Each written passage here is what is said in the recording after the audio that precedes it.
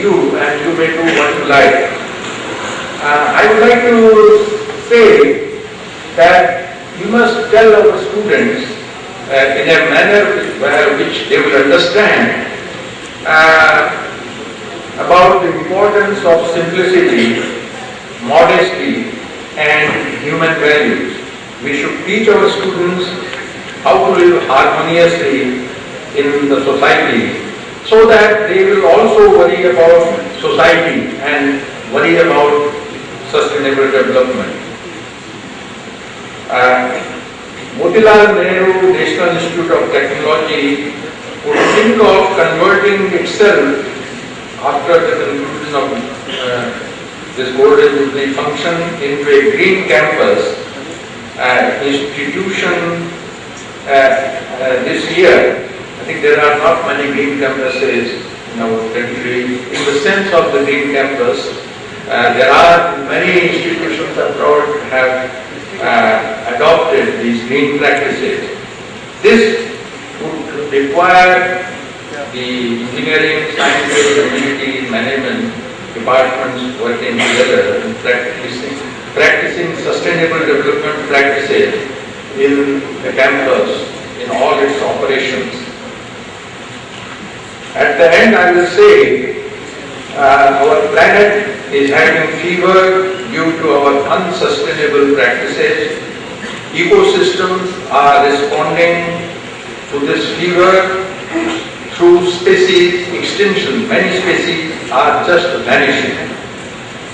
Climate patterns are shifting and animals are on the move to safer places. Glaciers are melting. Gangotri is also in danger.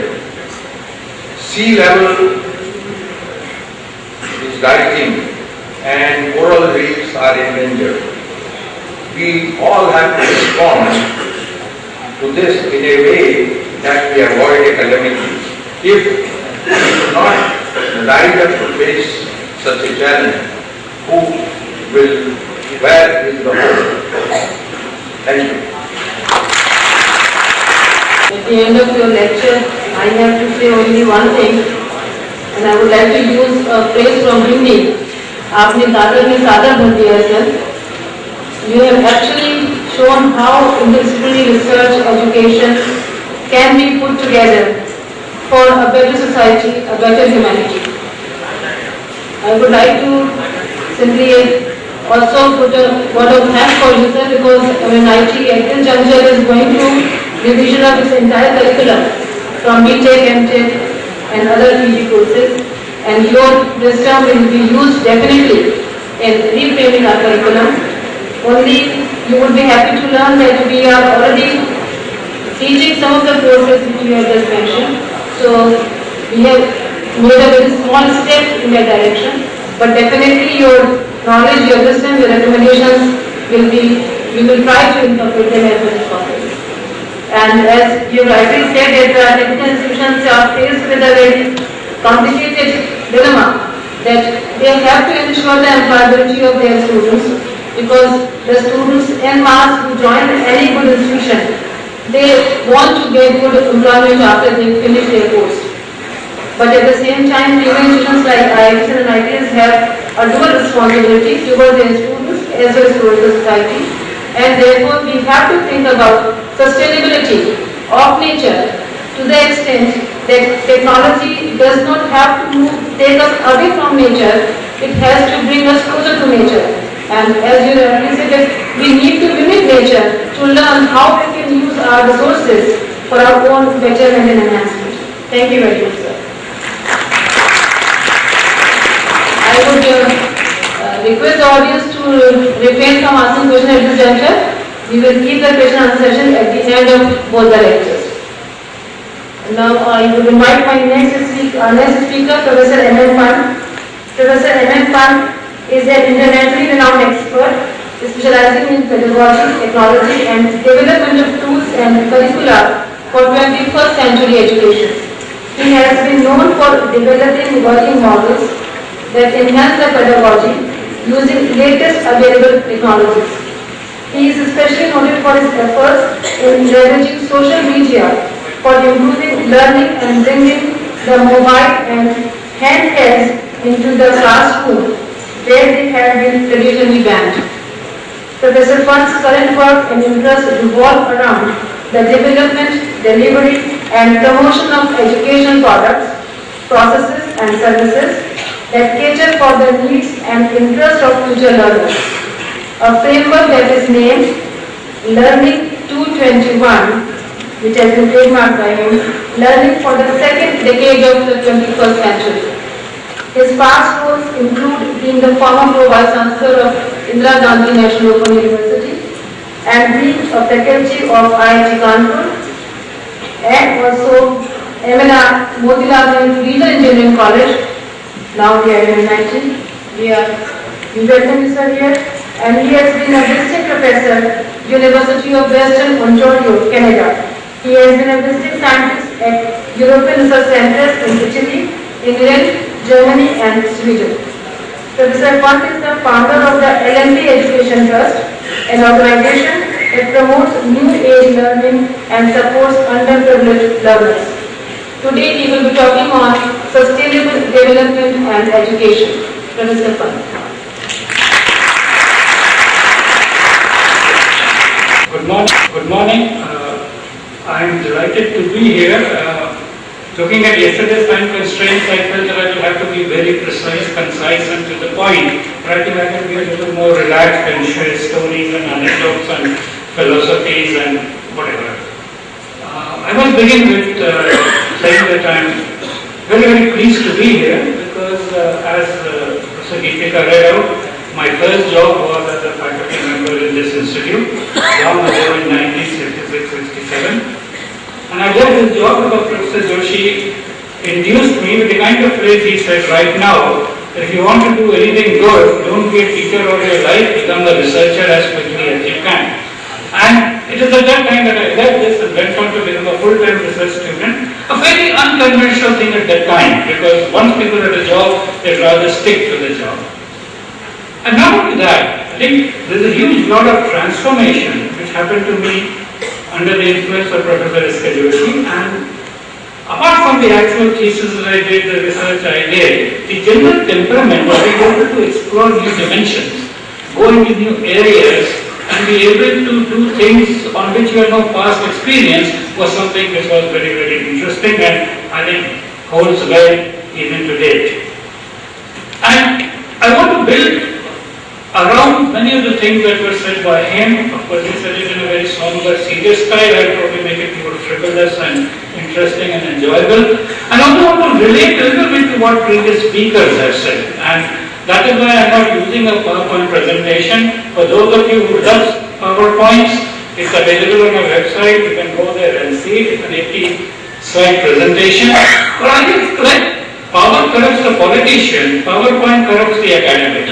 So they tend to then use the PowerPoint. So what is, when you dress code, I'm wearing a coat and tie, there is a PowerPoint available for those who believe in dress codes. And Roorkee had a very strong dress code. In Roorkee, actually, you could not go to the dining hall without coat, tie, shoes and socks. So anyway, let me get on to something else. So this is the thing about sustainable development, and it's very interesting because when I was asked by the organizers whether I'd like to come, I was doubly delighted because apart from Ahmedabad University, this thing, I have been dabbling in this field now for maybe 4 decades. I got interested in this, as I mentioned to you, those of you who were yesterday, that in 1972, a book came out called Limits to Growth by the Club of Rome, and that was the first attempt to try to say that the resources of the world are finite, and if we expand at the rate that we are, certain essential resources will get depleted. It was an echo of the Malthusian philosophy about 1780. Malthus in 1780 had kind of said that, population is growing very fast. 1780. Population is going very fast, there will not be enough land to feed people, etc., etc. And Malthus was proved wrong. These limits to growth people were also like a warning. It drew attention of the world to this whole field called ecology. Suddenly ecology became interesting. Even Government of India created a National Committee for Environmental Planning and Coordination. I introduced a course on ecology at IIT Kanpur where I was teaching, and only 1 hour sustainable development, etc. became important things. I of course came from a mathematical modeling background. And there is this famous thing, see when something is growing, you see the big problem about life is that when something is growing, you don't know what it will grow into. It all begins with the innocent y equal to x. But whether this y equal to x is going to become a polynomial, an exponential, a logarithmic function, a sine function, you don't know, because at x very small, it's all y to the power x. People get carried away by kinetics. So this is the growth rate, and you see so many people multiplying this, and then they conclude something. But then the curve may change. So it may begin with y equal to ax, and then you may have minus bx squared. When the effect of this becomes very well, and you have a saturation. So you can have a Volterra kind of a curve, a logistic curve, a Gompertz curve, and so on and so forth. And many of these models, which Malthus and some of these people do, were looking like the laboratory growth of bacteria or culture or Drosophila in a limited environment. This set this interesting stage, and Al Gore put this thing of inconvenient truth and time algorithm, etc. Many of these things are talked about. But the issue is more fundamental. We can even look at these issues, but that doesn't solve much. That rather leads you to despair. And for every doomsayer which we've seen in the past, there has been some technological answer which has pushed the frontiers. So when Malthus said there wouldn't be enough land to feed, or somebody else said there wouldn't be even enough cotton to make clothes for all these people, you had new ways of making clothes. The agricultural productivity increased enormously. And even today, whose land is needed for agriculture? Agriculture requires minerals, sunshine, photosynthesis, and so on. So you could have landless agriculture. There is nothing to prevent. Hydroponics is a field which we will talk about. I don't want to get into those detailed examples, but I want to share with you that here is a moment of really looking afresh. And when you look afresh, or you look at a solution to a problem, everybody has a favorite thought.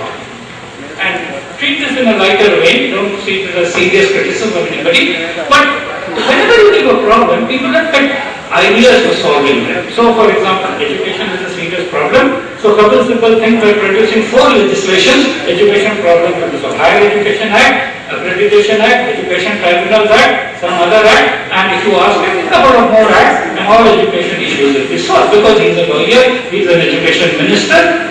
Anna authorities have a strong Lokpal bill, everything will be solved. Because you have a strong Lokpal bill, so everything will get solved. You go to Nandan Nilekani, he'll give every student a UID, and everything that you know to be put on that database, and the problem will be solved. You talk to Ramdev, he will say everybody should eat Rocky juice, and if you eat Rocky juice, this will be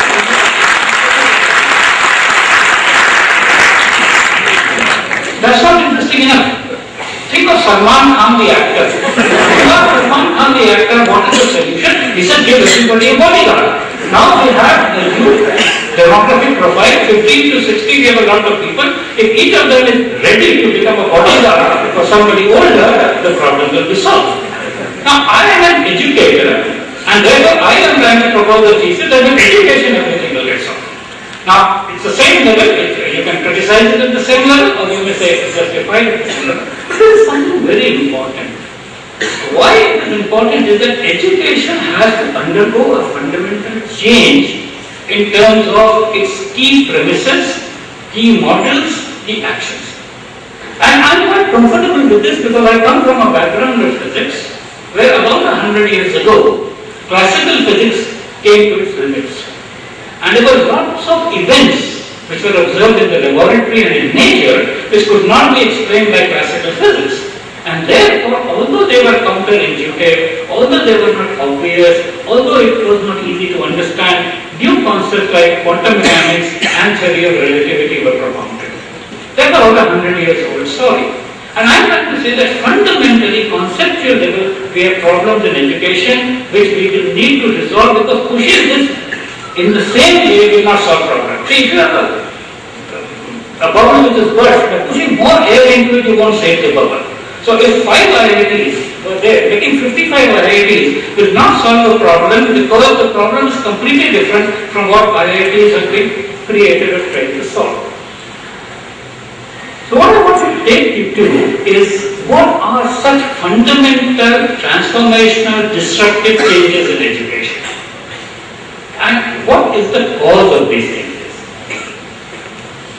The cause is largely technology. If you take a single factor, it is the emergence of ICT, which in the last 50 years has completely changed. My exposure to IT began again with Roorkee University, where we had an IBM 1620 computer, then TI Bombay, where we had a CBC 2600 computer. Now every kid in his pocket has more computing power than all of India had in the 1970s. I'm not talking ancient history, I'm talking 1970s, 1980s, 1990s.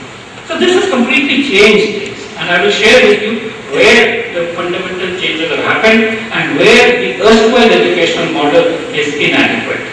Now you can have two ways. You can build on the inadequacy, and that is the suggestion that I have. I'm not saying dismantle this model. I think the model exists.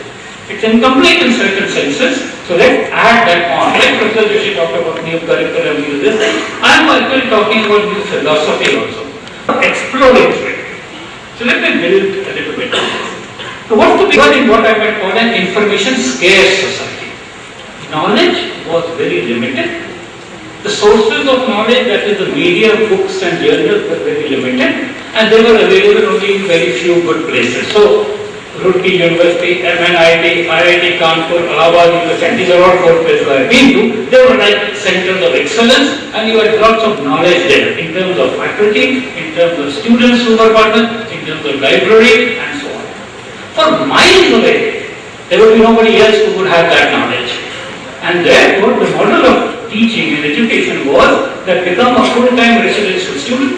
From morning to evening, you interact with this, try to learn as much as you can, because once you get out, you will not get any knowledge. There will not be people knowing who are around you. And therefore, rote memory became very important. Prescribed syllabus became very important, because you must know all this before you get out.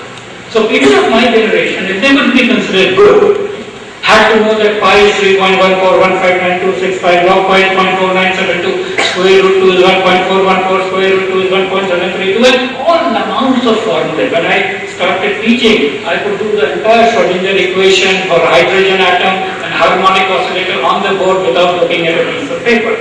Even today I'm talking to you without looking at a piece of paper. Now that was the skill. The skill was you learn as much as you can, because there was no other place you could go for knowledge. If you had forgotten half a thing, where would you find them? And that is why emphasize on learning, being able to reproduce the learning, and so on and so forth. If you were in the arts, you were supposed to quote in the words of Lasky and Shakespeare, best of times, worst of times, of Charles Dickens, and so on and so forth. You now completely changed. We now have information at the tip. Anything I teach you in a classroom, except my new insights, is available to you on the net through Google, Wiki, etc. So only new insights have a place for discussion. Facts